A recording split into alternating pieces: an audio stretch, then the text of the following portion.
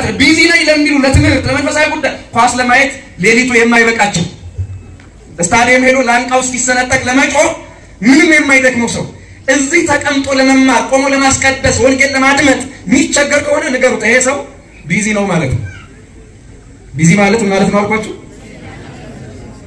ፈራችሁ አይደል ብትፈሩትም አይተዋችሁ ሰነፎች ከሆናችሁ ስለዚህ እስኪ ንገሩ በሰይጣን ቀንበር ስር ምን በሰይጣን ቀንበር ስር መሆን ተስፋን የተመለከተ ቃል ደግሞ የትኛው መሰላችሁ መንግስትህ ትምጣ የሚለው ቃል ይሄ ተስፋ ነው መንግስትህ መጣለች አይደለም ጻድቅ ያለው የሚሉ ሰዎች ይሄን ቃል ሲጸልዩት ምን እንደሚጸልዩት ምናልባት ይጸልዩት ይሆን ጻድቃናል የሚሉ ሰዎች ተባረክ ያለው ጻድቅ ያለው የሚሉ ሰዎች መንግስት መጣለች አይደለም ያለው አይሰሙኝም እናንተ ስሙት መንግስት መጣለች አይደለም ያለው መንግስት ምን ትበል ትምጣ የሚመጣ መንግስት እንጂ የመጣ መንግስት የለንም የተመሳሳይ ጾታ ጋብቻ ቄሶቻቸው እንዲያጸድቁ ሄደው በስጋው ደሙን እንዲሰጧቸው አጽድቀዋል ካቶሊኮች ታውቃላችሁ ምናልባት እዚህ ሀገር ያሉት ባህል ተጭኗቸው ለጊዜው ሊሽኮረመሙ ይችላሉ ፍጻሜያቸው ግን ያው ነው እንዳይመስላችሁ የሚቃወሙ እንዳይመስላችሁ ባህል ተጭኗቸው ህዝቡን እናጣዋለን ብለው የአውሮፓ ስነ ልቡና የሌለው ኢትዮጵያዊ ማህበረሰብ አይቀበለንም ብለው እንጂ ክርስቶስ ምንድነው የሚሉት አማላጅ ይስፈራጅ እስኪ ልጠይቃችሁ አይጋጭም ራስ ጻድቅ ያለው ተባረክ ያለው በደሙ ተዋጅቻለሁ ካሉ በኋላ ኢየሱስ ምን ነው ይላሉ በጣም ጥሩ አማላጅ ምን ያስፈልገው ለጸደቀ ነው ላልጸደቀ ሰው ጻድቅ ያለው ካሉ ምን አለ ለቀቅል ያደርጉት ቢያንስ የማንጠራጠረው የማይቀረው ወዳችን ሞት ይባላል ምን አያችሁ ዶክተሩ ይሞታል ኢንጂነሩ ይሞታል ጠቅላይ ሚኒስትሩ ይሞታል ያለ እናገረው እናንተ ነው ኢታማዦሩ ይሞታል ትንኝን አልመው የሚመቱ ጠባቂዎች ሞት ሲመጣ ጀነራል ሞት መጣበት ወደዚህ ገባ ይበሉ ይላል ደሞ ኢትዮጵያውያን እኮ አይሞት በጣም ገርማሉ ጀግና ሞትም ሲሉ ነበር የሆነ ወቅት ላይ እንደ ጀግና ደሞ ሟች አለ እንዴ እንደ ጀግና እንደው ቶሎ ይሞታል ገጣሚው ምን አለ ፈሪ ተራራ ነው ዘላለም ይኖራል ፈሪ ተራራ ነው ዘላለም ይኖራል ጀግና ብርጭቆ ነው ቶሎ ይሰበራል ፈሪ አያችሁት ከተሜነት የጋራ መኖሪያ ይሰጣል የጋራ ኑሮ ይነጥቃል የጋራ መኖሪያ ይሰጣል የጋራ ኑሮ የጋራ ህይወትን ግን ምን ይላል አልኳችሁ ያሳጣል ይነጥቃል አንዳንድ በመናን ምን ያደርጋሉ መሰላችሁ ወይ አባቴ ቤቴን ጠበል ይርጩልኝ ይምጡ እንደው ቀሸት አስቸገረኝ ይላሉ ካሁን ጠበሉን ይዛው ወይ ደግሞ እዚያው ጸለየው አሁን ወደ በጸለየውበት ጠበሉን ቤቱን ይረጣል ኮርኔሱን ግድግዳው ወዳጅ ሰይጣን ቁንጫ መሰለ ተዋን ግድግዳ ላይ የሚጠበቀው ምንድነው አዚሙ እዚያ ቤት መጽሐፍ ቅዱስ አዋቂ መስለው ዝም ብለው አያችሁ አንደኛ ቆሮንቶስ ላይ ምናምን ይያሉ ሲያወናብዷችሁ እናንተ ግን ድንግል ማርያምን እንወዳለን ትላላችሁ ስለ ድንግል ማርያም ክብር አንድ መጽሐፍ ቅዱስ ቃል ተናገሩ ስትባሉ ትንፋሽ የሚያጥራችሁ ከሆነ ድንግል ማርያምን እንወዳችሁ ምን ተቀማለ እየሰማችሁ ነው ግን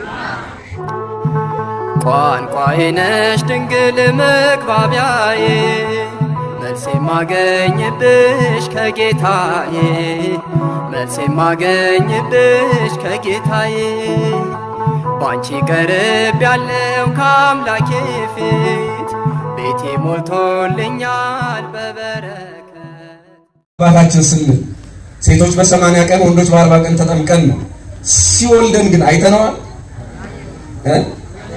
ታዲያ በምን አረጋግጠን ሲወልደን ሳናየው ለምን አባታችን ነው እንላለን አይደለም የመንፈስ አባታችን እግዚአብሔር በረቂቅ ልደት የወለደን እግዚአብሔር ይቅርና የኛ እናቶች እኛን ከወለዱ በኋላ እኔ እናትሽ ነኝ እኔ እናትህ ነኝ ሲሉኝ ታውቃላችሁ አምነናቸው እንጂ እስኪ ለእኔ ማረጋገጫ አምጪ ብለን አይደለም መንገድ ላይ ወድቀን ጡት አጥብጠውን ቢያድጉስ የነገሩንን አምነን እንጂ እርግጠኛ ነኝ ከእናታችን የወሰድነውን ክሮሞዞም ወይ ደግሞ የዲኤንኤ ባህሪ አጥንተን አይደለም አይደለም መንፈሳዊውን አባት ይቅርና የሥጋ ወላጆቻችን እንኳን ወላጆቻችን ብለን አምነን የምንጠራባቸው እናቴ ናት አባቴ ነው የምንል ሲወልዱን አስተዋውሰን አይደለም 9 ወር ከ5 ቀን እሷ እንደጸነሰችን የምናስተዋውሰው ነገር የለም ወድቀን አግኝተውን ይሁን በጉዲፈቻ ተቀብለውን ይሁን ምንም እናውቀው ነገር የለም እኔ ወላጅ እናት ነኝ እኔ ወላጅ አባት ነኝ ያሉንን አምነናቸው ነው ምን ብለናቸው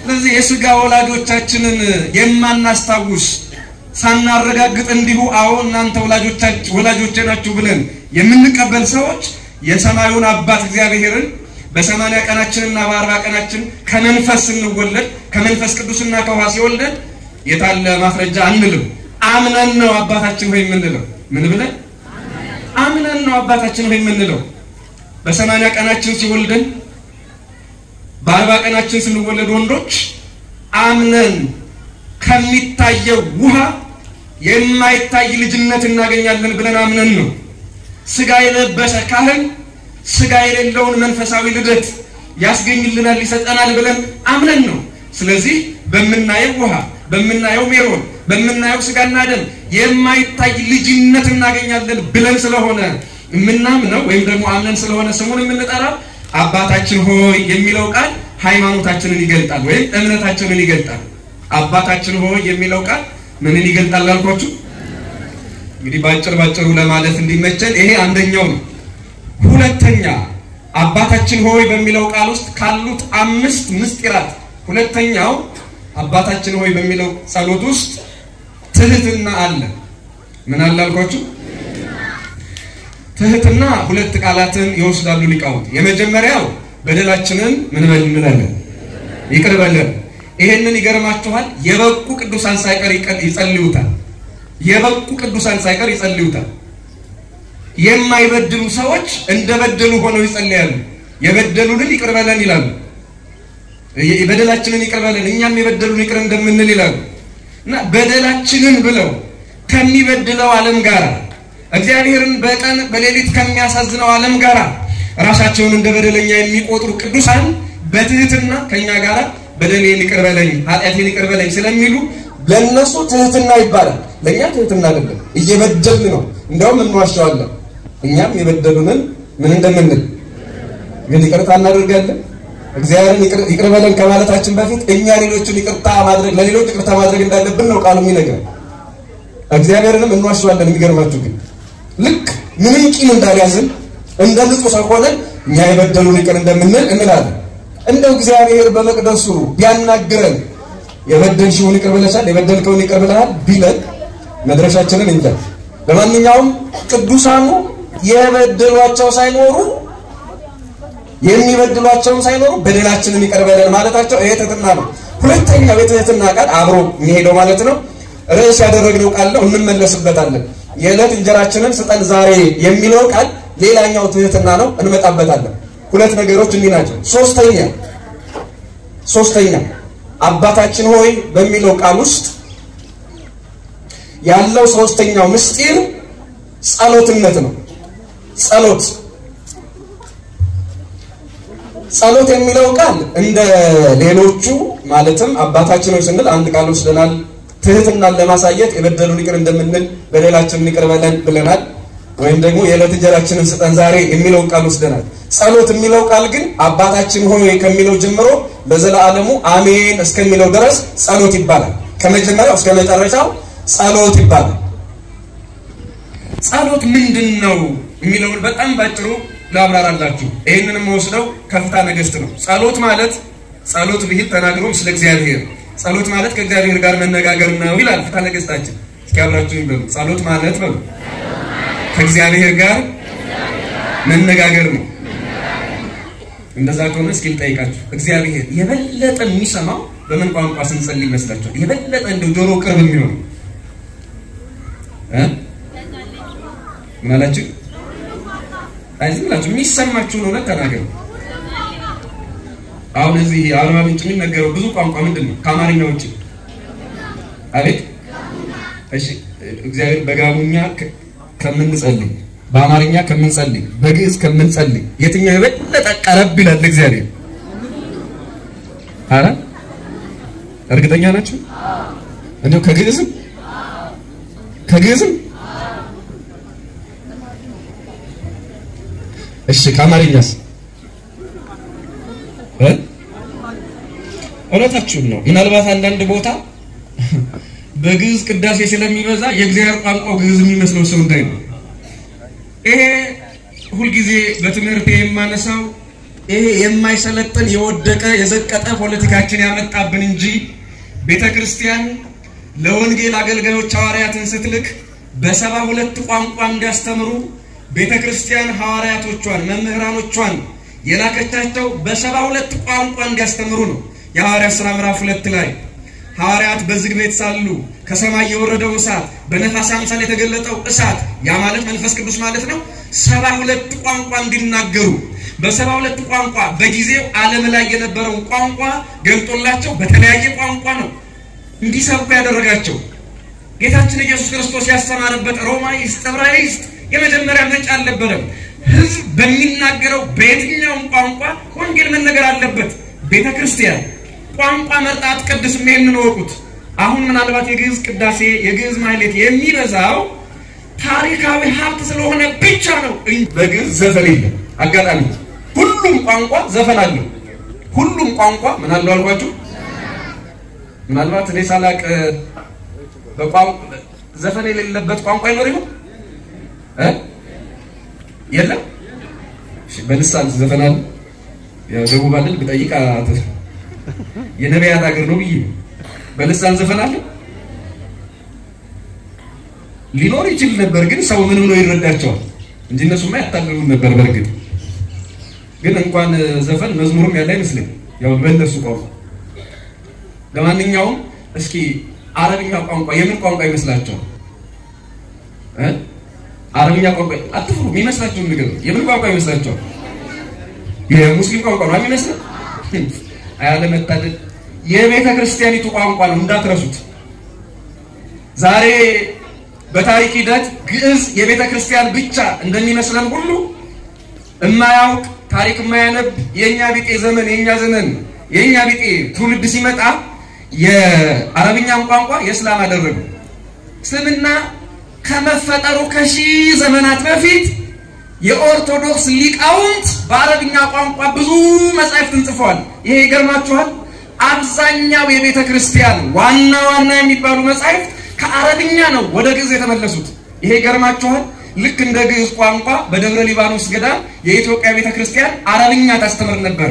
ልክ እንደ ግዕዝ ቋንቋ በጣም ብዙ መጻሕፍት የተጻፉት በአረብኛ ስለሆነ ምናልባት አረብን እንዳሁኑ እንዳታስቡት። ዛሬ ላይ 100% ሙስሊም የሆነው ማህበረሰብ ትላንትና ኒቄያ የሚባል አገር ሰምታችሁ ታውቃላችሁ?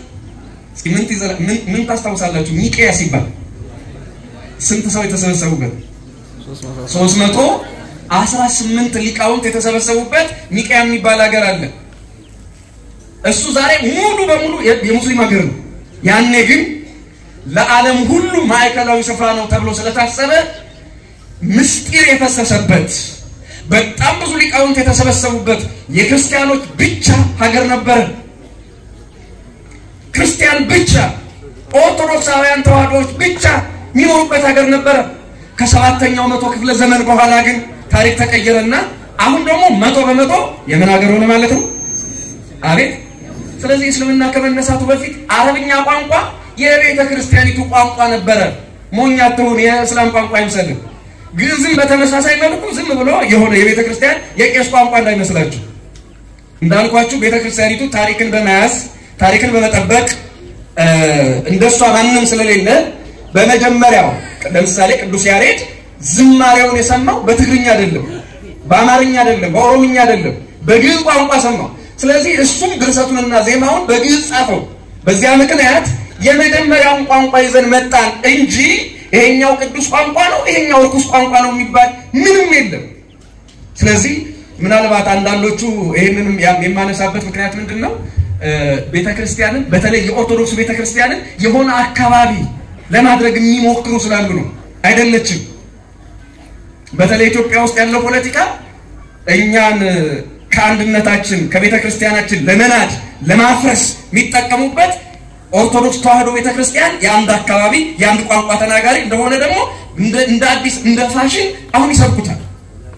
ይሄ ግን ያኔ ሚስዮናውያን የሚባሉት በነ ገላውዲዮስ ዘመን የመጡት ከብዙ መቶ ዓመታት በፊት የነበረ ፋሽን ነው። ያኔ ህዝቡን ለመከፋፈል የኛን ሃይማኖት ብትቀበሩ አይሻልም? ይሄኮ ኦርቶዶክስ ተዋህዶ የምትሉት የሰሜናውያን የነገስታቱ ሃይማኖት ነው እያሉ ይሄንን ፖለቲካ በልተውበታል። ህዝብ ለመክፈል ሞክረዋል። አሁን የወዳደቀውን የፖለቲካ ፍርፋሪ ይዘው ነው የዘመናችን ሰዎች እንደገና የኦርቶዶክስ ቤተክርስቲያንን ለመከፋፈል የሚነሱት። ለማንኛውም እግዚአብሔር አምላካችን በየትኛውም ቋንቋ ችለን ብንጸልይ የትኛውንም ቋንቋ ይሰማል። እንኳንስ የምንችለውን ቋንቋ ቀርቶ ዝም ብንል እንኳን ዝምታን የሚሰማ አምላክ ነው። እንኳን በቋንቋ ጸልይ ዝምታን ማድመጥ የሚችል አምላክ ነው። ምንን ማድመጥ የሚችል አልኳችሁ? ታስታውሳላችሁ የሳሙኤል እናት ሐና በመጽሐፈ ሳሙኤል ምዕራፍ 1 ላይ ስለ እናቱ ይጽፋል። ሳሙኤል ነብዩ ሳሙኤል መካን ነበረች ሐና። እስከ መቼ ድረስ መካን ሆኜ እኖራለሁ? እግዚአብሔር ሴት አድርጎ ፈጥሮኛል፣ ማህፀን ሰጥቶኛል። ስለዚህ ይሄ ማህፀን የልጅ ፍሬ ማምጣት አለበት ብላ ወደ እግዚአብሔር ቤት ሄደች። ቃል ሳትናገር እንባዋ ከዓይኗ ይፈስ ነበር። ሊቀ ካህናቱ ኤሊ አያት። አንቺ ሰካራም ሴት እዚህ የወይን ጠጅ ጠጥተሽ ሰክረሽ እግዚአብሔርን ትነዘንዣለሽ፣ ስካርሽን በልክ አድርጊ አላት። አያችሁት? ቃል ስላልተናገረች እንባዋ ስለሚፈስ ሊቀ ካህናቱ የሐናን በሽታ የሐናን የልብ ህመም የልብ ስብራት ሊያደምጠው አልቻለም፣ ሊረዳው አልቻለም። ሰው ነውና አላወቀላትም ችግሯን ስብራቷን። ዝም ብላ ታለቅሳለች። ሲያውን እናንተ የሆነ ቢሮ ሄዳችሁ ዝም እዛ ባለስልጣኑ ቢሮ ዝም ብላችሁ ብትቀመጡና ምን ልታዘዝ ጌታዬ ምን ልታዘዝ መቤቴ ሲላችሁ ዝም ብትሉ ችግርሽ ገብቶኛል ብሎ ይጽፍላችኋል? ምን ሊያደርግ ይችላል? በሽተኛ ብሎ በጥበቃን የሚያባርር ዝምታን የሚያቀባለ ስልጣን የለማ። ሊቀ ካህናቱ እንደዛ ነው። ዝምታን ማወቅ አይችልም። ዝምታ ምን እንደሆነ ማወቅ መረዳት የሚችል ፍጥረት አይደለም። ስለዚህ ሰካራ ማለት ሐናን እንባዋን አፍስሳ ከቤተ መቅደስ እንደወጣች ግን ዝምታዋን የተረዳ እንባዋን ያነበበ አምላክ የልቧን መሻት ፈጽሞላት ሳሙኤል የተባለ አንድ ሆኖ እንደ 7 የሚቆጠረው ልጅ ሳሙኤልን ሰጣትና ኃይሌ በእግዚአብሔር ከፍ ከፍ አለ ብላ ለእግዚአብሔር ዘመረችለት። ምንዋን ስለተረዳላት አቤት የትኛውም ባለስልጣን ቢሮ ብትሄዱ ዝምታን መስማት የሚችል ምድራዊ ባለስልጣን የለም። የልባችሁን ማወቅ የሚችል ማንንም የለም። እንኳን ዝምታ ንግግርን ማወቅ ተስኗቸው አይደል ባለስልጣኖቻችን ዛሬ ምንደናቆረው እንደ ሀገር። እንኳን ዝምታ ንግግር እንኳን አላግባባም ብሏል እዚህ ዓለም ላይ። የእግዚአብሔር የአባታችን ቤት ግን ቃል ተናግረን አይደለም፣ በስዕል ፊት ቆመን አይደለም፣ መቅደሱ ፊት ቆመን አይደለም። እንዲሁ እንኳን ስለ አምላካችን ስለ አባታችን እያሰብን የልባችንን ለሱ ብንነግረው ቃል ሳናወጣ ዝምታን መስማት ዝምታን መረዳት ዝምታችንን ሰምቶ ዝምታችንን አድምጦ የልባችንን መሻት አውቆ የልባችንን የሚፈጽም አምላክ ነው ያለን። ለዚህ ጌታ ክብር ምስጋና ለስሙ ይሁንልን። እንግዲህ ከምድር ገዢዎች ከምድር ባለስልጣናት ለማንም የሌለው ነውና እግዚአብሔር አምላክ አይደለም በቋንቋ በምልክት እንዲሁ ዝም ብለን እንኳን በደጁ ብንቆም ምን እንደሚያስለቅሰን ምን እንደሚያሳስበን ያውቃል። ስለዚህ እግዚአብሔርን ከቋንቋ አንፃር ክርስትናችሁን በዚህ ቋንቋ በዚያ ቋንቋ ብላችሁ እንዳትገምቱት። እግዚአብሔር የልብ አምላክ እንጂ የቋንቋ አምላክ አይደለም። ይሄን ልላችሁ ነው። እና ታዲያ ጸሎት ማለት ከመጀመሪያው እስከ መጨረሻው አባታችን ሆይ በሰማያት የምትኖር ስምህ ይቀደስ መንግስትህ ትምጣ ብለን እንድንጸልይ ከመጀመሪያው እስከ መጨረሻው ይሄንን ጸሎት ጸልዩ አለ። ለምንድን ነው ይችን ጸሎት የመረጠልን? እንደው ረጅም ጸሎት ጸልዩ አላለ። ረጅም ጸሎት ስለማያስፈልግ ነው አይደለም፣ ስንፍናችንን ስለሚያውቅ ነው። ምናልባት ዳዊት ለመጸለይ አትችሉ ይሆናል። ዳዊት የዕለቱን ዳዊት ውዳሴ ማርያም ለመጸለይ ጊዜ አጠረን የምትሉ ሰዎች ትኖሩ ይሆናል። ኪዳን ማድረስ ቅዳሴ ማስቀደስ ምናልባት ጊዜ የለኝ የምትሉ ሰዎች ትኖሩ ይሆናል የምትባክኑ። አባታችን ሆይ ብሎ ለመጸለይ ግን ምንም ምክንያት የላችሁ። እጅግ በጣም አጭሩን ክፍለ ጊዜ የሚይዘው የጸሎት ክፍል አባታችን ሆይ የሚለው ነው። ስለዚህ ለሰነፎቹ ለኛ ምክንያት ሊያሳጣ ነው። ቢዚ ነን ለሚሉት ምንድነው ለሚሉት እንዲያውም 1990ዎቹ መጨረሻ አንድ መንፈሳዊ መጽሔት አይቼ ስደነቅ ነበር እና ያ መጽሔት ምን ይላል የኛን ስንፍና በቴክኒካል በሆነ ቃል ቀይረውት ማለት ነው ቢዚ የሚለውን ቃል እንዲተርጉመውታል እስኪ ቢዚ የሚለው ፊደል እንዴት ነበር የሚጻፈው ከዛ ዩ ማለት አንደር ማለት ነው ከዛ ኤስ ማለት ሰይጣን ወይም ሳታን ማለት ነው ዋይ ማለት ደግሞ ዮክ ቀንበር ማለት ነው ለዚህ አንድ ላይ ሲሆን ቢንግ አንደር ሳታን ዮክ እስኪ በትርጉም ተባበሩ ሙያዬ አይደለም ይሄ ምን ማለት ነው ዝም ብሎ ቀንበርማ አይደለም ይመስለኛል በሰይጣን ቀንበር ስር መሆን ማለት ነው ብለው ተርጉመውታል ያንዳንድሽ ለወንጌል ለትምህርት ለቅዳሴ ለሰዓታት ለመንፈሳዊ አገልግሎት ቢዚ ነኝ የሚል አስተሳሰብ ካለ በሰይጣን ቀንበር ስር ነኝ ይያል ነው ምንም ሌላ ቢዚ ነኝ ለሚሉ ለትምህርት ለመንፈሳዊ ጉዳይ ኳስ ለማየት ሌሊቱ የማይበቃቸው ስታዲየም ሄዶ ላንቃው እስኪሰነጠቅ ለመጮህ ምንም የማይደክመው ሰው እዚህ ተቀምጦ ለመማር ቆሞ ለማስቀደስ ወንጌል ለማድመጥ የሚቸገር ከሆነ ንገሩት ይሄ ሰው ቢዚ ነው ማለት ነው ቢዚ ማለት ምን ማለት ነው አልኳችሁ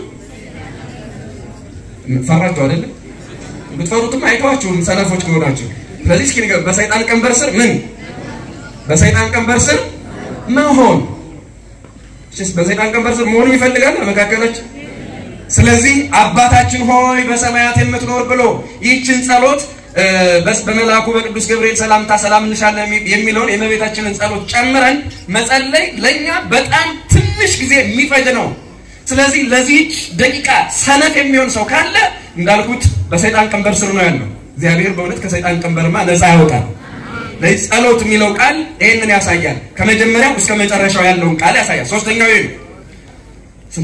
ስንተኛው ቃል አቤት አራተኛው ደግሞ ተስፋ ይባላል አባታችን ሆይ በሚለው ጸሎት ላይ ተስፋ አለ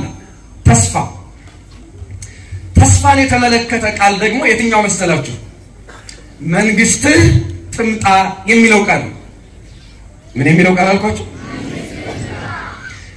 ይሄ ተስፋ ነው መንግስትህ መጣለች አይደለም ጸድቅ ያለው የሚሉ ሰዎች ይሄን ቃል ሲጸልዩት ምን እንደሚጸልዩታል ምናልባት ይጸልዩት ይሆን ጸድቀናል የሚሉ ሰዎች ተባረክ ያለው ጸድቅ ያለው የሚሉ ሰዎች መንግስት መጣለች አይደለም ያለው አይሰሙኝም ባይሰሙኝም እናንተ ስሙት መንግስት መጣለች አይደለም ያለው መንግስት ምን ተበል የሚመጣ መንግስት እንጂ የመጣ መንግስት የለንም ይሄን መጽሐፍ ቅዱስ አሻሽሎት ካልሆነ በራሳቸው እንዳባታቸው መጽሐፍ ቅዱስን በደመነፍስም ተርጉመው እንለውጠው ካላሉ በስተቀር የመጣ መንግስት አይደለም ያለን የሚመጣ መንግስት ነው ተስፋ ነው ያለን ተስፋ ደግሞ በራሳችን ጊዜ ልናጣው እንችላለን ሰዎች ኃጢአት ሲሰሩ እግዚአብሔርን ሲያሳዝኑ ከተስፋው ሊርቁ ይችላሉ ስለዚህ መንግስት ትምጣ ብላችሁ ጸልዩዋል መንግስቱ ከመጣ የመጣውን እንዴት ትምጣላለሁ እኔ ጸድቄ ከሆነ ምንም እኮ የጸደቀ ሰው መንግስት ትምጣ ማለት የለበትም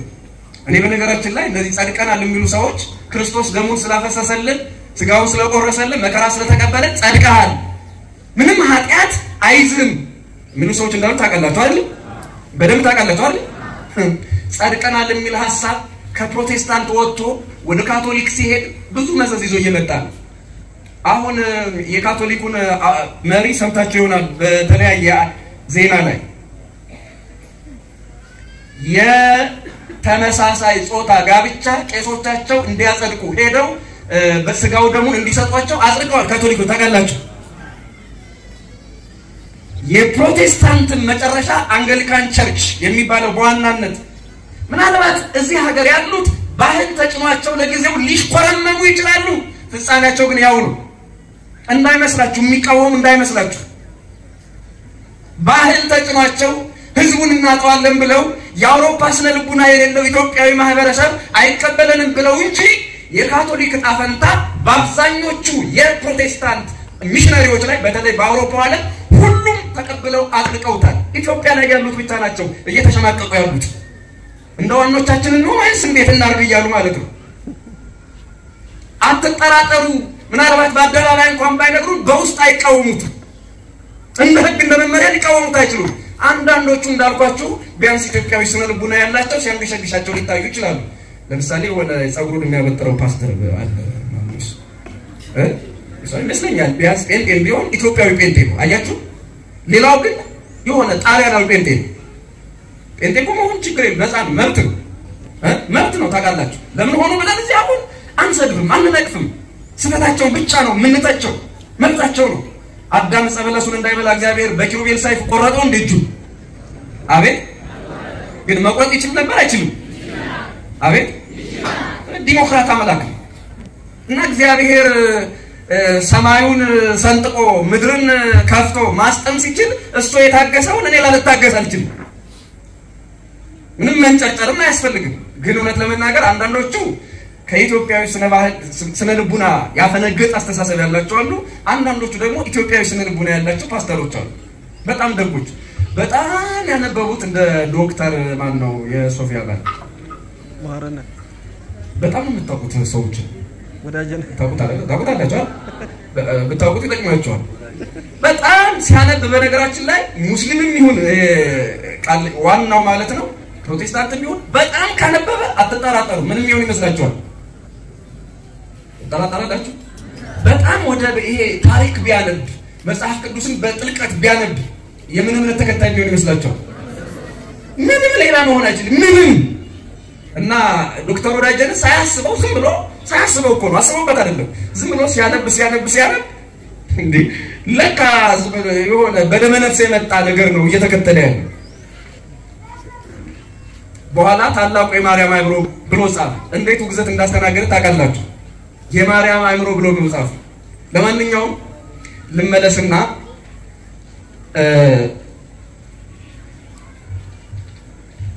ይሄንን የነገርኳችሁ እስካሁን እነዚህን ሰዎች የነገርኳችሁ ምን ብዬ ነበር? ስንተኛው ነበር ይሄ? አራተኛው መንግስት ትምጣ ስንል የሚመጣ ተስፋ ነው እንጂ ያለን ምን ያለ ተስፋ የለም የመጣ አይደለም። በደንብ ገብቷችኋል? ቢመጣ ኖሮ ጸድቅ ያለው እንል ነበር፣ ግን አንልም። በጣም የሚገርመው ያልኳችሁ ለነገራችሁ ያሰብኩት ደግሞ አሁን ኢየሱስን እነሱ ኢየሱስ ክርስቶስን ምንድነው የሚሉት? አማላጅ ወይስ ፈራጅ? እስኪ ልጠይቃችሁ። አይጋጭም? ራሱ ጸድቅ ያለው ተባረክ ያለው በደሙ ተዋጅቻለሁ ካሉ በኋላ ኢየሱስ ምን ነው ይላሉ? በጣም ጥሩ። አማላጅ ምን ያስፈልገው? ለጸደቀ ነው ላልጸደቀ ሰው? ጸድቅ ያለው ካሉ ምን አለ ለቀቅ ሊያደርጉት ቢያንስ። የጸደቀ ሰው እኮ አማላጅ አያስፈልገው ምን ያደርግለታል? እስኪ አስቡት ክርስቲያኖች፣ አማላጅ የሚያስፈልገው በደም ተዋጅቻለሁ ጸድቅ ያለው ላላለ እርግጠኛ ላልሆነ ሰው ነው። በመዳኑ መንግስተ ሰማያት ለመግባቱ ገነት ለመግባቱ እርግጠኛ ያልሆነ ሰው አዎ አማላጅ ያስፈልገዋል። እነዚህ ግን ጸድቀው እኮ ገነት እንደሚገቡ እርግጠኛ ናቸው። ምንም አይነት ኃጢአት ከገነት አያስቀረንም ይላሉ። ለዚያ እኮ ነው ቅድም የነገርኳችሁ ምንም አይነት ኃጢአት ብፈጽም ክርስቶስ ደሙን ስላፈሰሰልኝ ጸድቅ ያለው ነው የሚሉ። ስለዚህ የእርስ በርስ ጋብቻ የጾታ ተመሳሳይ ጾታ ጋብቻ ቢያጸድቁ ደም ፈሶላቸዋል፣ ኃጢአት አይነካቸውም። አያችሁ ፍልስፍናው። የክርስቶስ ደም አንድ ያጽድቋቸዋል። የትኛውንም ኃጢአት ቢሰሩ ኃጢአተኛ እንሆናለን ብለው ያስቡ። መጥቶ ባየ ነው እንጂ ምንም እንደዚህ ሆነንማ አልተግባባንም። መቼም ይሄንንም ትምህርት አሁን ለምን እንዲተላላችሁ ወደላችሁ ደግሞ በሌላ መንገድ እንዲህ ብለው ለማጭበርበር ይሞክሩ ይሆናል። እውነቱን እንቢ ይላሉ። ሰሎሞን ምን ይላል በመጽሐፉ? መንሱቶሙ ለእቡያን አልባቲ ፈውስ፣ የክፎች ጥፋት ፈውስ የላትም ድህነት የላትም። እስመ እኩይ ተክል ገብረ ላዕሌሆሙ ስሮ፣ ክፉ ተክል የሆነ ዲያብሎስ በልባቸው ላይ ስር ሰዶባቸዋልና የትዕቢተኞች ጥፋት ፈውስ የለውም ይላል። ለነዚህ እግዚአብሔር አምላክ በእውነት ፈውስ ይላክላቸው። መንግስት ትምጣ የምንለው በመዳናችን እርግጠኛ አይደለንም። ከአዳም መርገም ከአዳም ኃጢአት ነፃ ወጥተናል። ዛሬ ጽድቅ የመርገም ጨርቅ አይደለም፣ የጽድቅ ጨርቅ ነው።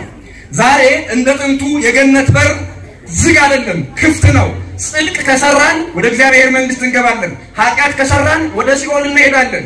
አምላካችን መድኃኒታችን ኢየሱስ ክርስቶስ ወርዶ ተወልዶ ስጋውን የቆረሰልን ደሙን ያፈሰሰልን በኦሪት ዘፍጥረት ምዕራፍ 3 ቁጥር 24 ላይ ሱራፌልና ኪሩቤል የዘጓትን በአዳም በደል ምክንያት የተዘጋችውን የገነት ደጅ ለጽድቅ ከፈተልን።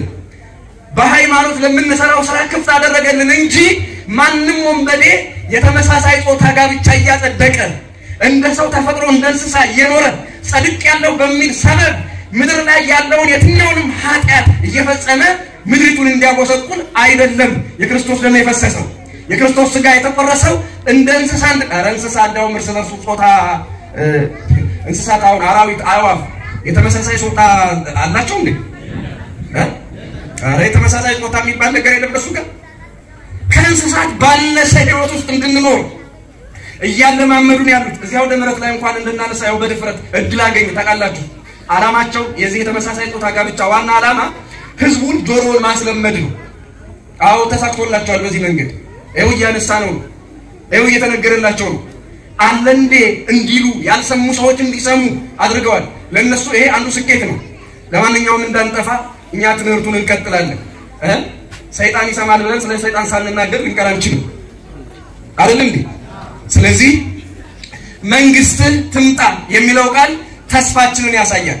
ምን አይነት ተስፋ ያላችሁ እንደሆነ ሁለት አይነት ተስፋ አለ፣ ወይም ደግሞ በዚህ ምድር ላይ ሁለት አይነት ህይወት አለ። አንደኛው ህይወት ዘመጻ ይባላል። ህይወት ዘመጻ እስኪ በሉ ምን አልኳችሁ? ህይወት ዘመጻ ማለት የመጣ ህይወት የመጣ ተስፋ ነው። የመጣ ተስፋ የመጣ ህይወት ማለት አሁን እየኖርንበት ያለው ህይወት ነው።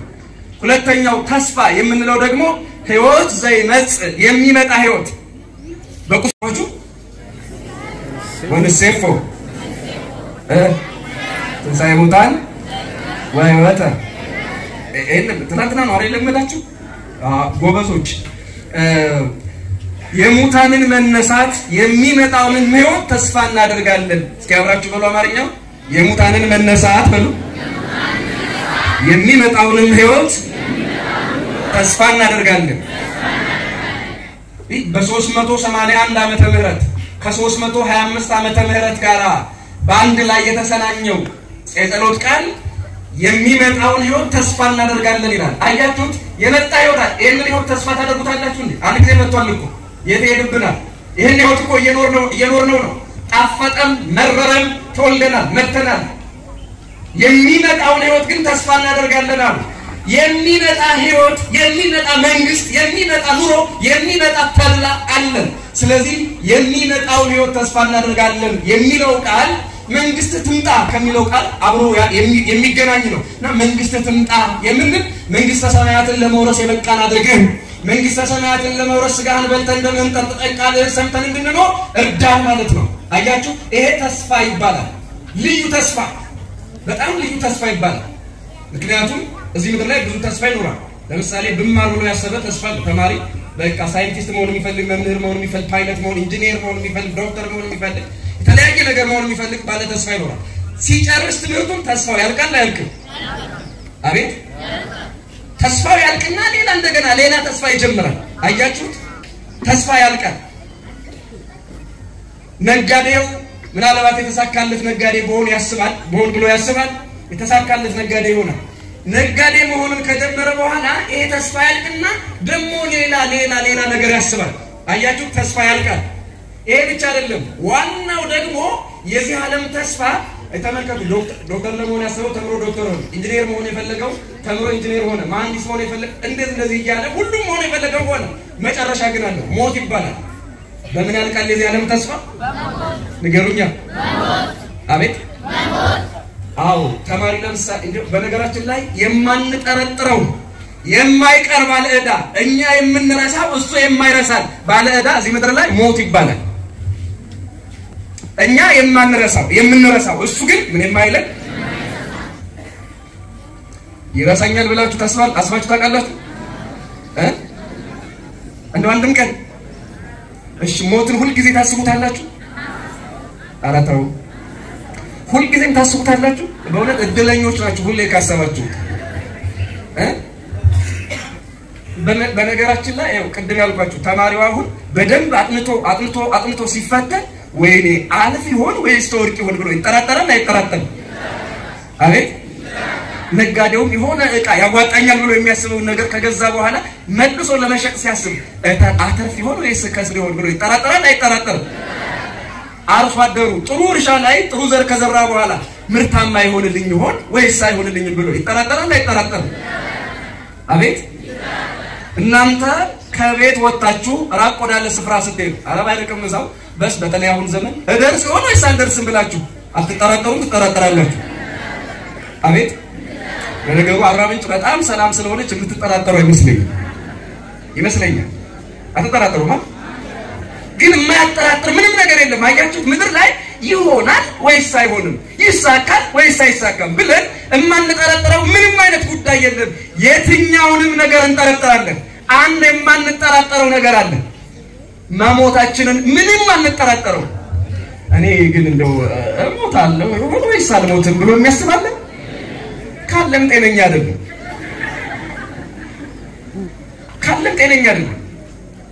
በጣም የሚገርማችሁ እኛ አሁን እሺ ትምህርት እንዳይሰፋ ወደ ሌላ አልሂድ እማንጠራጠረው የማይቀረው ዳችን ሞት ይባላል ምንም አያችሁ ዶክተሩ ይሞታል ኢንጂነሩ ይሞታል ጠቅላይ ሚኒስትሩ ይሞታል አሁን ያልናገርም እናንተ ነው ኤታማዦሩ ይሞታል ትንኝን አልመው የሚመቱ ጠባቂዎች ሞት ሲመጣ ጀነራል ሞት መጣበት ወደዚህ ገባ ይበሉ ይላል ቢኖርማ ጋሽንትና አቶንትና ይሞት ነበር ደሞ ኢትዮጵያውያን እኮ አይሞት በጣም እኔ ገርማሉ ጀግና አይሞትም ሲሉ ነበር የሆነ ወቅት ላይ እንደ ጀግና ደሞ ሟች አለ እንዴ እንደ ጀግና እንደው ቶሎም ይሞታል ገጣሚው ምን አለ ፈሪ ተራራ ነው ዘላለም ይኖራል ጀግና ብርጭቆ ነው ቶሎ ይሰበራል ፈሪ እኮ ይውላችሁ ድው ሲል የሆነ ትጉት ወደ ጓዳ ሊገባ ይችላል ጀግናው ግን ወንድነት የሚሰራ ምን ነው ብሎ ሲወጣ ደረቱን ይለዋል ያኛው ግን ፈሪ ለእናቱ ነው ለሚስቱ የሚባል አባባል አለ ለእናቱም ለሚስቱም ይጠቅማል ካገባ በግድ ፈሪ ስለሆነ ትዳር ሊፈራ ይችላል አይታወቅም ሊፈራ ይችላል ታውቃላችሁ ያው ሊፈራ ይችላል ለማንኛውም ፈሪ ነው ትንሽ እድሜው የሚረዝም እግዚአብሔር ቢፈቅድ አይንቀጨቀጭም ፈሪ ነው ይሄ ግን ምንድነው እያለ በሆነ ባልሆነው ሲጨቃጨቅ አንድ ቀን የሆነ ነገር ላይ ሊወድቅ ይችላል እና ጀግና አይሞትም ይላል ጀግናማ ቶሎ ነው የሚሞተው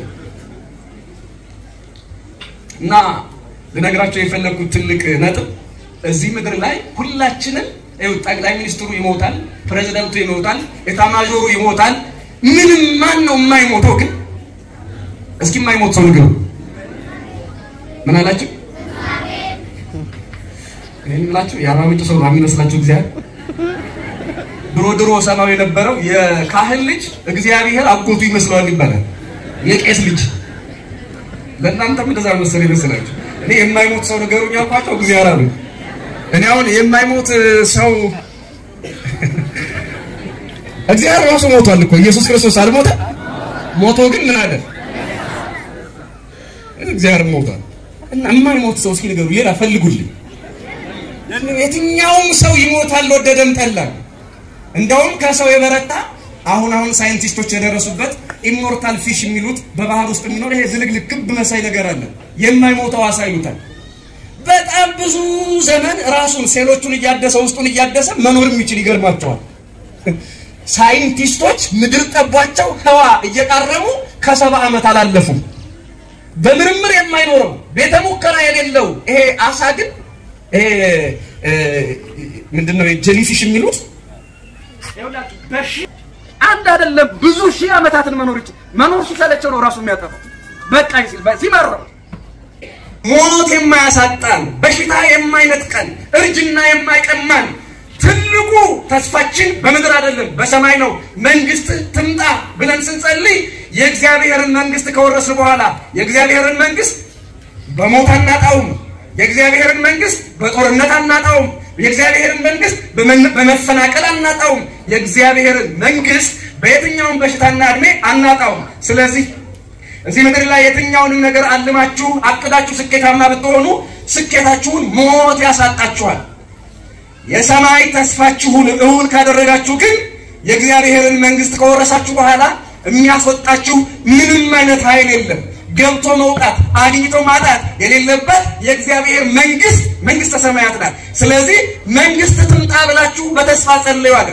አሜን መንግስቱ ትውልልን ትምጣልን መንግስቱን እንድንወርስ ከገባን በኋላ መውጣት ካገኘን በኋላ ማጣት የሌለባትን መንግስተ ሰማያትን እንድንወርስ በቀናች በጸናች በኦርቶዶክስ ተዋሕዶ ሃይማኖት ሁላችንን ያጽናል። አሜን። ስንት ቀረ? አምስተኛው ፍቅር ይባላል። አምስተኛው አባታችን ሆይ በሚለው ጸሎት ውስጥ ካሉት 5 ነገሮች አምስተኛውና የመጨረሻው ፍቅር ይባላል። እየሰማችሁ ነው አይደል? ምን ይባላል? ፍቅር። ፍቅርን የተመለከተ እስኪ ለእናንተ ድል ልስጣችሁ። መጨረሻ ፍቅርን የተመለከተ የትኛው አረፍተ ነገር ይመስላችኋል? እስኪ ንገሩ። መቼም አባታችን ሆይ የሚለውን ጸሎት የማይጸልይ የለም። እስኪ እናንተ ንገሩ። አባታችን ሆይ የሚለውን ጸሎት ስትጸልዩ የትኛው ቃል ፍቅር ይመስላችኋል? አቤት ሁሉ እስኪ ሆይ የምትለዋ ለምሳሌ ጃን ሆይ እንላለን እና አሁን እዚህ ውስጥ ፍቅር ጃን ነው ሆይ ነው? ጃን ሆይ ሆይ አይደለም። እሺ ሌላ እስኪ የትኛው ቃል ፍቅርን የምትገልጥ ትመስላችኋለች? አቤት አቤት ስሜ ይቀደስ ፍቅር አይደለም እምነት ነው። ሌላ የበደሉልን ይቅር እንደምንል እኛ የበደሉን ይቅር እንደምንል በደላችንን ይቅር በለን እንላለን አይደል? አያችሁ ይቅር በለን ይቅር እስኪ በደንብ ንገሩ። አያችሁ ይቅር በለን ነው። አሁን እስኪ ልጠይቃችሁ ብቻችሁ ማንም ሰው ሳይኖር በቤታችሁ ሆናችሁ ስትጸልዩ ወይም እዚህ መጣችሁ ስትጸልዩ ቆማችሁ በእግዚአብሔር ፊት ስትጸልዩ በደሌን ይቅር በለኝ ብላችሁ ታሻሽሉታላችሁ ወይስ ይቅር በለን ነው የምትሉት? አቤት አጠገብህ የቆመ ሰው ሳይኖር አጠገብሽ የቆመ ሰው ሳይኖር ብቻህን እየጸለይከው በደላችንን ነው በደሌን አትልም። ምናችንን ነው የምንለው? ምን በለን ነው ይቅር በለን ብለን ለሌላው አብሮን ለሌለው ከጎናችን ላልቆሙት እህቶቻችን ወንድሞቻችን ሁሉ እንጸልያለን። አጠገቤ ሰው የለም ብለን ለሌሎቹ መጸለይ አናቆምም። ይሄ ፍቅር ይባላል። በደላችንን ይቅር በለን እያልን ሰው በሌለበት እንኳን የምንጸልየው ጸሎት ይሄ ፍቅር ይባላል። ለሌላው መጸለይ ሌላውን ማሰብ አያችሁ አብሮነትን የሚያሳስብ ቃል እንደምታውቁት ያለ መቼ 40 ምንጭ ኮንዶሚኒየም አለ ኮንዶሚኒየም ማለት ትርጉሙ መቼም አማርኛ ስላልሆነ ታውቁታላችሁ። ምን ማለት ነው? ኮንዶሚኒየም ማለት ምን ማለት ነው? የጋራ አያችሁት ዓለም ሰልጥኖ አፓርታማዎችን ኮንዶሚኒየሞችን ወለደና ኮንዶሚኒየም ማለት ለምሳሌ የጋራ መኖሪያ ማለት ነው። እኔ 40 ምንጭ ህይወት አላውቅም። አዲስ አበባ ግን እንዲህ ፊት ለፊት የሆነ የጋራ መኖሪያ ላይ ይኸው የጋራ መኖሪያ ውስጥ የጋራ ህይወት የለም። ደናዋላችሁ የማይባባል ብዙ ሰው አለ። እንዲህ ፊት ለፊት ይሆን ደናዋላችሁ ይገርማችኋል። የማይተያዩ አሉ። ምን ወንድ ነው ሴት ነው እዚህ ፊት ለፊት ያለ ብሎ የሚጠይቅ ጥበቃ ደናዋልክ ካልከው ሊዘርፈኝ ያስባል። የታውቀኝ ነው ደናዋልክ የሚለኝ ሁሉ ይችላል። ሞኙ የፍቅር እስከ መቃብር ገጸ ባህሪ የበዛብ ይባል ነው። የሰብለ እንትን ምን ነበር? ሰብለን ያስጠፋል። ልጁ ማን ነበር የሚባል? እውነቴ ነው ረሳሁት ስሙ። ማን ነበር የሚባል? ታውቁታላችሁ? እሺ ወይ ፍቅር እስከ መቃብር ወይ አንብባችኋል ወይ ሲተረክ ሰምታችኋል? ይያችኋል። መጽሐፍ ቅዱስ ሲተረክ ሰምታችኋል? ኦዲዮ አለው እኮ ታውቃለህ፣ ትሰማላችሁ። እርግጠኛ ነኝ ይሄ ትልቅ ልቦለድ መጽሐፍ አንብባችሁ የማቴዎስ ወንጌል አንብባችሁ የማታውቁ ሰዎች ትኖራላችሁ። እመለስበታለሁ በዚህ ጉዳይ። በዛብህ ይባላል። አዲስ አበባ መጥቶ ልክ እንደ ገጠር እንደ ዲማ ሰው መስሎት ማን ነው እንደ ማንኮሳ ሰው መስሎት ደሏላችሁ ይያለ ሰው ሁሉ በዚህ የሚመጣው እና ምላሱን ሲያልበው ነው ዝም ያለ። ደግሞ ሰው አይመልስም፣ የአዲስ አበባ ሰው አይመልስም። ደኗል ከመጥለው ልትለምነኝ ስለሚመስለው አሁን ደግሞ ልትሰርቀ ስለሚመስለው እሺ አይልም። ደኗላችሁ ሲል ዝም ቃሉ ሲደክመው እና የሚመልስለት ያጣው ሰው ሁሉ አያችሁት። ከተሜነት የጋራ መኖሪያ ይሰጣል፣ የጋራ ኑሮ ይነጥቃል። ከተሜነት የጋራ መኖሪያ ይሰጣል፣ የጋራ ኑሮን ግን ያሳጣል። የጋራ መኖሪያ ይሰጣል፣ የጋራ ኑሮ የጋራ ህይወትን ግን ምን ይላል አልኳችሁ? ያሳጣል፣ ይነጥቃል። ምናልባት የአዲስ አበባ እንደው የትልልቅ ከተሞችን ኑሮ ስታዩ ድሮ አድማ ነበር አንድ የሚያደርጋቸው ሰልፍ እና አንዳንድ ነገሮች ምናልባት። ከዚያ ውጭ ግን ክርስቲያኖች እዚህ ምድር ላይ የጋራ መኖሪያ የሚሰጡ ህንጻዎች ወይም የሚሰሩ ህንጻዎች የጋራ መኖሪያ ሆነው የጋራ ኑሮን የጋራ ህይወትን እያለማመዱን አይደለም። የተለየ ህይወትን ብቸኝነትን የሚያለማምድ ነገር ነው። ለዚያ ነው አሁን ብዙዎቹ ራሳቸውን በማጥፋት እረፍት ያለ የሚመስላቸው የአብሮነት ህይወት እየመነመነ በመምጣቱ ነው። ለማንኛውም በደላችንን ይቅር በለን የሚለው ቃል አብሮነትን ያሳያል። አንዱ ለሌላው ማሰብን ያሳያል። የጋራ መኖሪያን አይደለም የጋራ ኑሮን ያመለክታል። ይሄ ፍቅር ነው። አንዱ ለሌላው መጸለይ።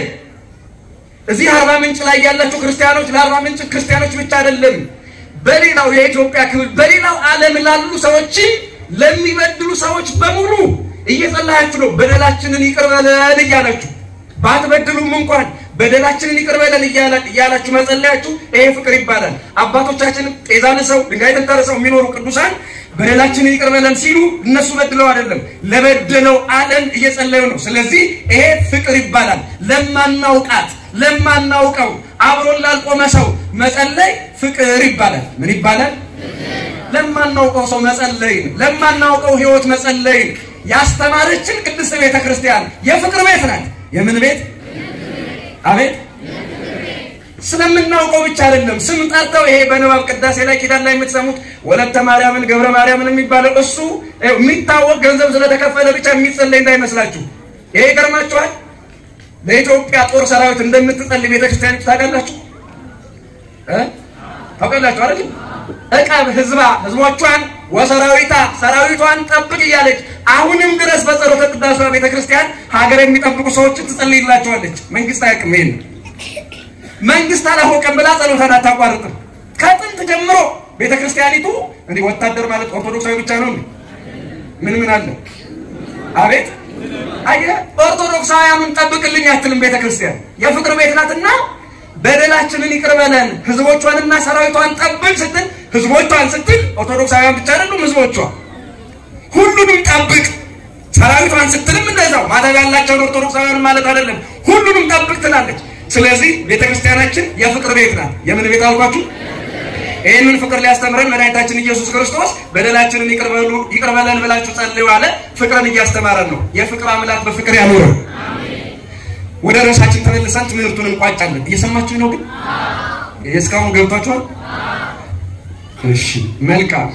የዕለት እንጀራችንን ስጠን ዛሬ የሚለው ትህትናን ያመለክታል ብያችሁ ነበር። የዕለት እንጀራችንን ስጠን ዛሬ የሚለው ምንን ያመለክታል? ለምንድን ነው ይሄ ትህትና የሚባለው ያላችሁ እንደሆነ የዕለት እንጀራችንን ስጠን ዛሬ የሚለው በመጀመሪያ ሶስት ትርጉም አለው። እንጀራ የሚለው ቃል ሶስት ትርጉም አለው። አሁን እንደው መጽሐፍ ቅዱስ የአማርኛው መጽሐፍ ቅዱስ የዕለት እንጀራችንን ዛሬ ስጠን ነው የሚለው። ግዕዙ ግን ሲሳየነ ዘለለ ዕለትነ የየዕለት እንጀራችንን ነው የሚለው እንጂ የዕለት አይደለም።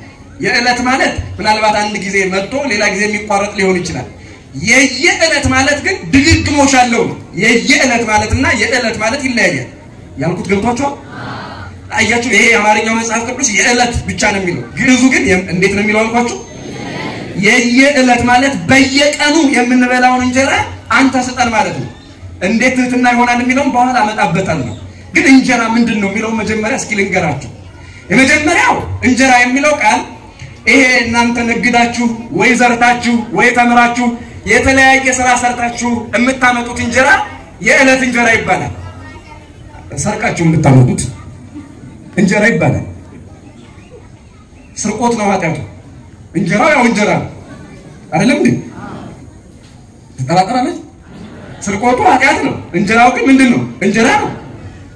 እና የዕለት እንጀራችንን ስጠን ዛሬ ለምን እንላለን ያላችሁ እንደሆነ ይሄ የምንበላው እንጀራ የምንጠጣው ውሃ ደሞዛችን የድካማችን ውጤት የተባረከ እንዲሆንልን አንተ አምላካችን እግዚአብሔር ሆይ የዕለት እንጀራችንን ስጠን ዛሬ እንላለን።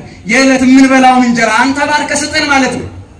ታውቃላችሁ አምላካችን እግዚአብሔር የባረከው እንጀራ ምን አይነት እንጀራ እንደሆነ ታስታውሳላችሁ? ጥብርያዶስ የማቴዎስ ወንጌል ምዕራፍ 14 ላይ እንዲህ የሚል ቃል አለ። ምዕራፍ 10 ቁጥር 14 ጀምሮ እንዲህ የሚል ቃል አለ። 5 እንጀራና 2 ዓሣ አቀረቡ ደቀ መዛሙርቱ። እስኪ እየሰማችሁ ይሆን? ስንት እንጀራ እና ስንት ዓሣ ለስንት ሺህ ሰው ቀረበ? ታውቁታላችሁ? አቤት ለ5000 ሰው እንዴት ነው ያቀረቡት ግን አስባችሁታል? ቢቆረስ ራሱ አይደርስም። ያው ህፃናትና ሴቶች አልተቆጠሩ። ግን እንደዛም ሆኖ ለ5000 ወንዶች እንዴት ነው የሚቀርበው? ክርስቲያኖች እኛ አሁን እንዴት ቀረበ አይገርመንም? ይሄ እንጀራ ከቀረበ በኋላ 5000 ህዝብ በልቶ ሴትና ህፃናት ሳይቆጠሩ ስንት መሶብ ፍርፋሪ ሆኖ ተነሳ? አቤት አያችሁት? እግዚአብሔር የባረከው ባርኮ የሰጠን እንጀራ እየበላ ነው ይበዛል። እየበላ ነው ምን ይላል? እኛ የምናውቀው እየበላ ነው የሚያልቅ እንጀራ ነው አይደለም እንዴ? አይደለም ሲበሉት የሚያልቅ እንጀራ ነው የምናውቀው። እንጀራችሁ አስራት በኩራት እያወጣችሁ እንዲበዛ ትፈልጋላችሁ? እንግዳ እየተቀበላችሁበት እየበላችሁ እየጠጣችሁት እንዲበዛ ከፈለጋችሁ ነዳያንን እያበላችሁ የተራቆቱትን እያለበሳችሁ እንዲበዛ የምትፈልጉ ከሆነ ክርስቲያኖች የዕለት እንጀራዬን አንተ ስጠኝ፣ የዕለት እንጀራችንን ስጠን ዛሬ ያለንን ሀብት ያለንን እንጀራ ያለንን ጥሪት እሱ እግዚአብሔር እንዲባርከው መጠየቅ። የዕለት እንጀራችንን ስጠን ዛሬ ማለት እንደዚያ ነው። የበረከት እንጀራ እንዲሆንልን። የምን እንጀራ? አቤት ታውቃላችሁ። አሁን የሀገራችን ጥያቄ እንደ ሀገር ብታስቡት በረከት ማጣት ነው። ምን ማጣት አልኳችሁ? እርግጠኛ ነኝ አብዛኛው ደሞዝ ሰራተኛ የመንግስት ሰራተኛ ደሞዙ ትንሽ በዛ ይላል ከድሮ አንፃር አይደለም። የኛ አባቶች ከሰሩበት ደሞዝ አንፃር ብዙ ነው። ግን የሚገርማችሁ የ3000 ብር ደሞዝተኛ የ40000 ብር ደሞዝተኛ ወይኔ ኑሮ አኮ ተወደደ እያሉ እኩል ያለቅሳሉ። ይሄ ይገርማችኋል። የቀን ሰራተኛ በቀን 20 ብር 30 ብር የሚሰበስብ ሰውና በቀን ምናልባትም የቀን ገቢ 200,000 ብር የሆነ ሰው ይሄ መንግስት ግን ይችን ሀገር በድህነት በቃ ልጆቻችን እንዴት ይደጉ ብሎ እሱም ያማራል። እውነቴን እኮ ነው የምላችሁ ያማራል። አያችሁት? እዚህ ምድር ላይ በረከት ማለት ብር መቁጠር አይደለም፣ የሆነ ግብስባስ ማብዛት አይደለም። በረከት ማለት በምናገኘው ነገር ላይ እግዚአብሔር ያንን ትንሽ ነገር አብዝቶልን ባርኮልን ረክቶ መኖር ነው። ምን ብሎ መኖር? ረክቶ መኖር ነው። ከዛ ውጪ ብዙ ብር በኪስ ስላበጠ በዚህና በዚያ ደሞዝ ብዙ ስለሆነ በደሞዝ ረክተህ በኑሮ ደስተኛ ትሆናለህ ማለት አይደለም። ለምሳሌ አንድ ወቅት ዚምባብዌ በረከት አጣ ነበር። በእርግጥ አሁንም የላትም። ዚምባብዌ በፈረንጆች አቆጣጠር 2008 ላይ እየሰማችሁኝ ነው? ዚምባብዌ ማለት ሰውየውን ታስታውሳላችሁ? መሪው አይነበሩት የሙጋቤ ሀገር ማለት ነው። እኛም ሰው አለን እዛ አታውቁትም? ማን አለ? እና ያው ዘመዳችን ናትና ልንገራችሁ 2008 ላይ ይገርማችኋል አገሪቱ ቀውስ ገጥሟት እኛ አሁን 200 ብር እንዳሳተምነው 100 ብር አንድ ኖት እንዳለን ሁሉ ይቺ ዚምባብዌ ደግሞ 1 ትሪሊየን ብር በአንድ ኖት ነበራት። ስንት አልኳችሁ? አራኔ ሚሊዮን አላልኩ? በመዳን ትሪሊየን ብር ታውቃላችሁ? ታውቃላችሁ? አይደለም ታውቃላችሁ? ብሩ እኔ ቁጥሩን ነው የማውቀው። ብትጽፈው እሱም ሊያደነብረኝ ይችላል። ይኸው አንድ ኖት ላይ ትሪሊየን ጻፈች። ይሄ ብቻ አይደለም፣ የመንግስት ሰራተኞቿ ደሞዛቸው ሚሊዮን እና ቢሊዮን ሆነ። ይገርማችኋል። በዚያ ወቅት በዚያ ሰዓት አንድ የመንግስት ሰራተኛ ደሞዙን ይዞ የሚሄደው በኪሱ አይደለም፣ በጋር እየገፋ ነው የሚሄደው ብሩ። እና ሌባ ሲመጣ ምን ያደርጋል መሰላችሁ? ብሩን ይፈነግለውና ጋሪውን ነው ተሸክሞ የሚሮጠው። ብሩ አይጠቅምም። እናት ሆቴሎች ውስጥ ገብቶ ያንን ሁሉ ብር እየገፋ ሄዶ በየአይነት መብላት። ወይ ለካ በየአይነት እዚህ ሀገር የለም፣ እዚያ የለም፣ በየአይነት የለም። በጣም ትልቅ የሀብታም ምግብ የሚባለው ገንፎ፣ የበቆሎ ገንፎና ትንሽ ስጋ ነው። እኛ እኮ አቤት ቅምጣት እንጀራ የሚባለው የእግዚአብሔር ቃል ነው። የዕለት እንጀራ የሚባለው ምንድነው አልኳችሁ? ክርስቲያኖች አሁን እኛ ስንት ጊዜ ትበላላችሁ ቤታችሁ? ጾም ካልሆነ ስንት ጊዜ ትበላላችሁ? ነገሩ ተስማሙና ነገሩ 3 ጊዜ ወይስ 2 ጊዜ? 3 ጊዜ። ጾም በሌለበት ጊዜ ስንት ጊዜ ትበላላችሁ? ያው እንግዲህ ሀብታም ልጅ አለ ልጅ አለ እንደ ሁኔታው ሰምቻችኋለሁ። እኛ አዲስ አበባዎች ግን ያው አንድ ጊዜ ሆኗል ታውቃላችሁ። ደረቅ እንጀራ 30 ብር ሆኗል። አሁን አንዱንም ልንሸውደው እንችላለን እንደምንም እና 3 ጊዜ 4 ጊዜ ልትበሉት ትችላላችሁ። አያችሁት? የሥጋ እንጀራን በቀን 3 ጊዜ ይበላል። የዕለት እንጀራ የተባለው የክርስቶስን ቃል መጽሐፍ ቅዱስን በቀን ስንት ጊዜ ታነባዋለህ? እስኪ እንደውም ለያችሁ መጽሐፍ ቅዱስ ያላችሁ እስኪ እጃችሁን አውጡልኝ። መጽሐፍ ቅዱስ ያላችሁ ወንዶች አያለው በጨለማም ቢሆን እሺ አስቀምጡ። እጃችሁን አውርዱ ነው የሚባለው። እሺ እስኪ እህቶቻችን እናቶች ደግሞ መጽሐፍ ቅዱስ ያላችሁ እስኪ ያሳዩ እጃችሁን። እሺ ዘይስቱ መልሱ። እኔ መጽሐፍ ቅዱስ የምላችሁ እቺ በኪስ የምትይዟት የጸሎት መጽሐፍ አይደለም። አሁን እኛም ለምዶብን ይሄ ስልክ ምናምን ነው የወጣነው መጽሐፍ ቅዱስ። መጽሐፍ ቅዱስ ማለት ቆይ ላሳያችሁ። መጽሐፍ ቅዱስ ማለት እንደዚህ አይነት መጽሐፍ ነው ያላችሁ? ይሄ አላችሁ? ሌላው ችግር አለ ወይ እንዳትሉ፣ ችግር የለውም። ነገር ግን ሃይማኖታችን ያለው ትምህርቱ ያለው መጀመሪያ እዚህ ውስጥ ነው። ከዚህ መጽሐፍ ቅዱስ ተነስተን ወደ ሌሎች መጽሐፍት እንሄዳለን። አለመታደል ሆኖ ይሄንን መጽሐፍ ቅዱስ ሳናነብ ምናልባት ብዙዎቻችሁ በተለይ ወጣቶች ይሄን መጽሐፍ ቅዱስ መያዝ ሊቸግራችሁ ይችላል። ስልካችሁ ግን መፋረጃ ሆኗል። 2 ሰዓት የሚፈጅ ፊልም ጭነህበት ምንም ቦታ የማይዝ መጽሐፍ ቅዱስ ስፍራ ከሌለው ስልክ ላይ ረክሷል ማለት ነው። ስልክ ኪስ ረክሷል ማለት ነው።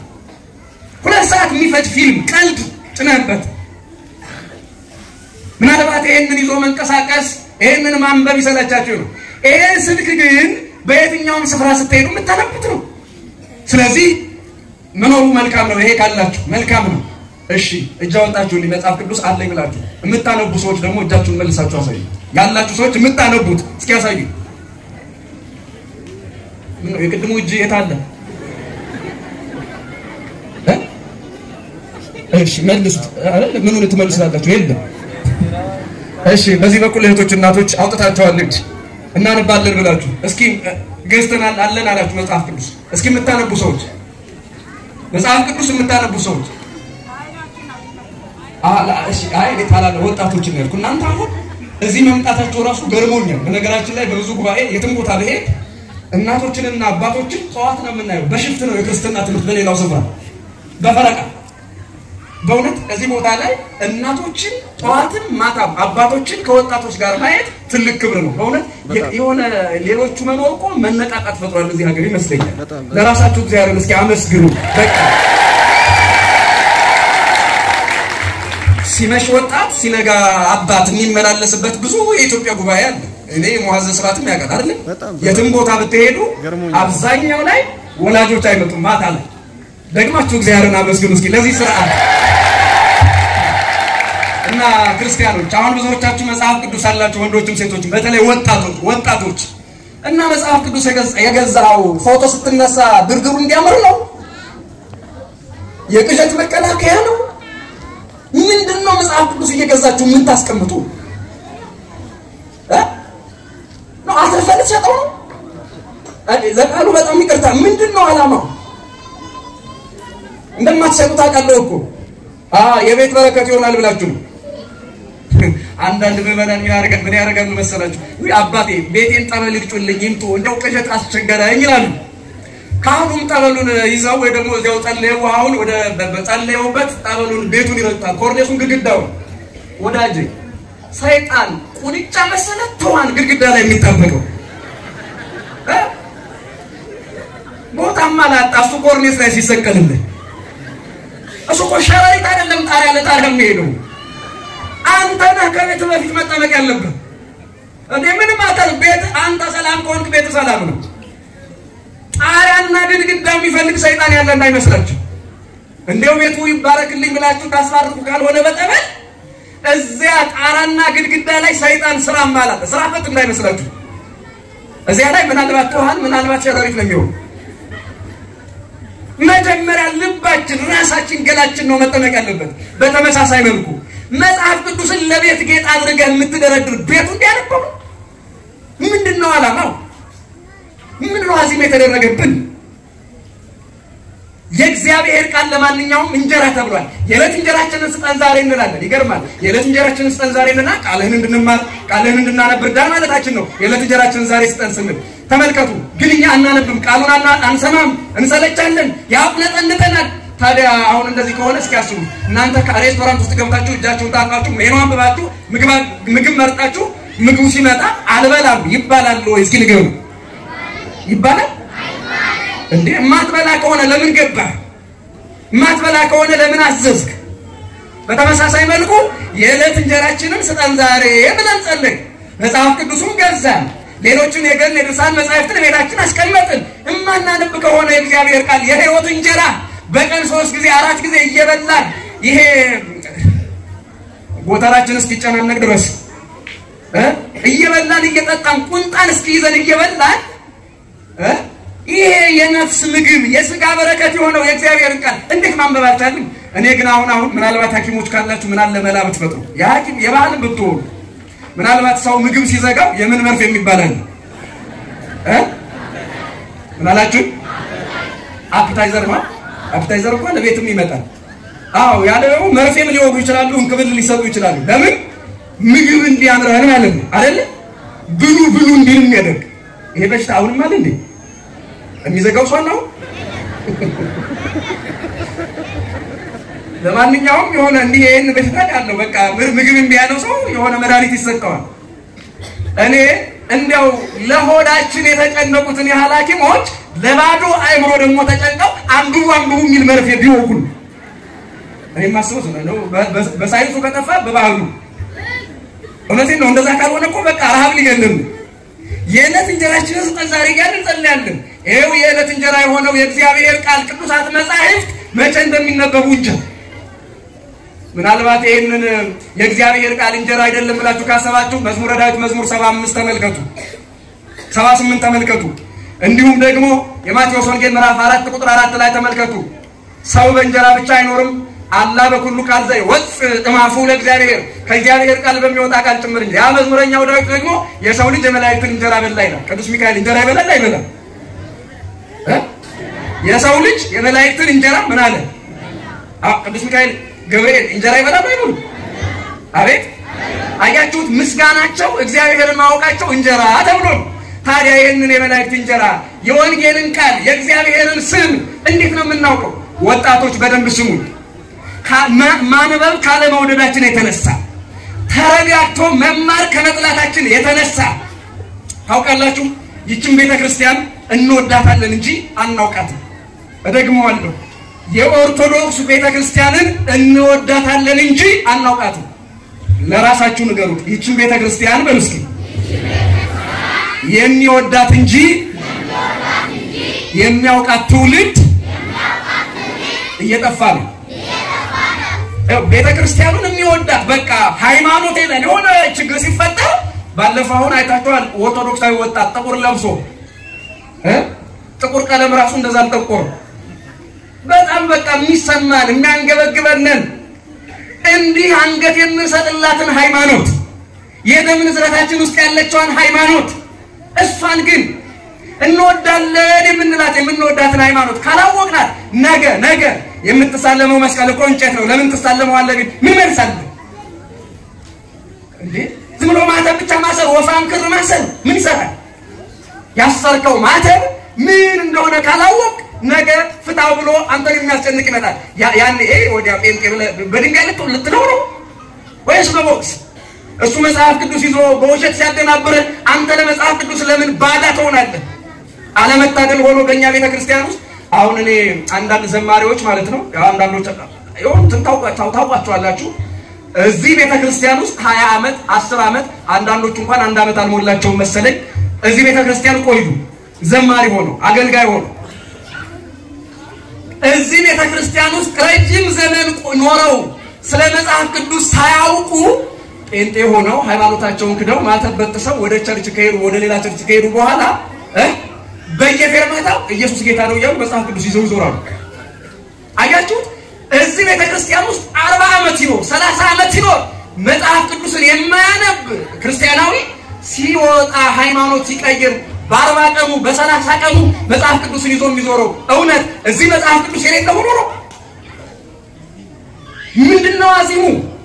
እዚያ ቤት መጽሐፍ ቅዱስ አዋቂ መስለው ዝም ብለው አያችሁ አንደኛ ቆሮንቶስ ላይ ምናምን ይያሉ ሲያወናብዷችሁ እናንተ ግን ድንግል ማርያምን እንወዳለን ትላላችሁ ስለ ድንግል ማርያም ክብር አንድ መጽሐፍ ቅዱስ ቃል ተናገሩ ስትባሉ ትንፋሽ የሚያጥራችሁ ከሆነ ድንግል ማርያምን እንወደዳችሁ ምን ተከማለ እየሰማችሁ ነው ግን ኢየሱስ ክርስቶስ እግዚአብሔር ነው አምላክ ነው አማላጅ አይደለም ተማላጅ ነው ትላላችሁ አይደል እንዴ ግን ታዲያ እንዲህ ብላችሁ ካመናችሁ በኋላ እስኪ መጽሐፍ ቅዱስ አሳዩን ብትባሉ ትንፋሽ የሚያጥራችሁ ከሆነ ምን ጥቅም አላችሁ ክርስቲያኖች ስለዚህ እናንተ የምትወዷትን ሃይማኖት እወቋት ደግሜ እላችኋለሁ የምንወዳትን ሃይማኖት እንወቃት እስኪ አብራችሁ በሉ የምንወዳትን በሉ ቤተክርስቲያን እንወቃት እስኪ ደግማችሁ አውዱ የምንወዳትን ቤተክርስቲያን እንወቃት እስኪ ድገሙት ለመውደድ ብቻ እቺ ቤተክርስቲያን ወደው የነበሩ ግን ሳያውቋት ሌላ አሳሳች መጥቶባቸው ማተበጠሰው ሃይማኖት ከደው ፌዘኛ የሆኑ ሰዎች አሉ ፌዘኛ የሆኑ ለማንኛውም እንደው የኛን ዓለማንበብ የኛን ዓለማወቅ ማለት እንደው የተረዳ ጥናት የአሜሪካውያንን ጭንቅላት ሳይንቲስቶች መረመሩት የማንን ጭንቅላት ተመረመረና ብዙ ጥቅም የለው ተጣለ ከዛ ወደ አውሮፓ መጣ አላለፈም ምርመራ የአይኪው ፈተና እየተደረገ ማለት ነው ከዛ የኤዥያዎቹ የአረቦቹ የሌሎችም ሀገራት ተፈትኖ አላለፈም ባጭሩ የኢትዮጵያ ላይ ሲደርስ የኢትዮጵያውያን ጭንቅላት ከዓለም አንደኛ ሆኖ ተገኘው አንደኛ እንዴት የሆነ ብሎ ጥናቱ ሲቀጥል ምን ሆነ መሰላችሁ አሉ ለካ አሜሪካኖቹ አውሮፓዎቹ ጭንቅላታቸውን ተጠቅመው ዩዝድ ነው ጥቅም ላይ ያለ ነው ጭንቅላታቸው የኛስ እንዳለ ፍሪ ስፔስ ነው ታውቃላችሁ የሆነ ነገር ቂም ምናምን የሆነ ነገር ነው ያለበት ምን ነው አብዛኛው ባዶ ነው በጣም የገረመኝ ደግሞ እንደው የሰው ልጅ ጭንቅላት ምን ያህል ስፋት ነው እንደው በጊጋባይት ሲሰላ ብዬ አጥኞች የጻፉትን ያው የሰውን ጭንቅላት መርምረናል የሚሉ ሰዎች የጻፉትን ታዘቡ ይገርማል አሁን እኔ ነኝ ያለ ስልክ ያላችሁ 15 ፕሮ ማክስ ስልክ ያላችሁ ሰዎች ምናልባት በዛ ቢባል 500 ጊጋባይት ነው አይደል ይሁን ከዛ ይበልጣል ስልኩ ቴራ አለ ስልክ ስልክ ቴራባይት አለ ስልክ አንድ ቴራባይት አለ ይገዛልኛል እሺ ይገርማችኋል አሁን በተለምዶ ምናልባት ቴራባይት የያዘ እንኳን ብዙ ሰው ላይ ነው ይችላል አለ ያለኝ ነው ማሰሰባ ግን በእኛ ደረጃ ወይም ደግሞ አብዛኛው ሰው የያዘው በጣም ትልቁ 500 ጊጋባይት ነው ስንት አልኳችሁ በጣም ትልቁ እሱ እኮ ሶፍት ኮፒ ሆኖ የያዘው ቢወጣ ይሄ ግቢያችሁ ነው ወረቀቱ ታውቃላችሁ ወረቀት ቢወጣ ታዲያ የሰው ጭንቅላት ምን ያህል እንደሆነ ሲያጠሩ ሰዎች 2.2 ጊጋባይት ሆኖ 2.5 ጊጋባይት ስንት ማለት ነው 2.5 ማለት ስንት ማለት ነው እንዴት ነው ነጥብ አታውቁም አልነገራችሁ መብራችሁ ልጆች ዝም አላችሁ 2.5 ማለት ስንት ማለት ነው አረባክ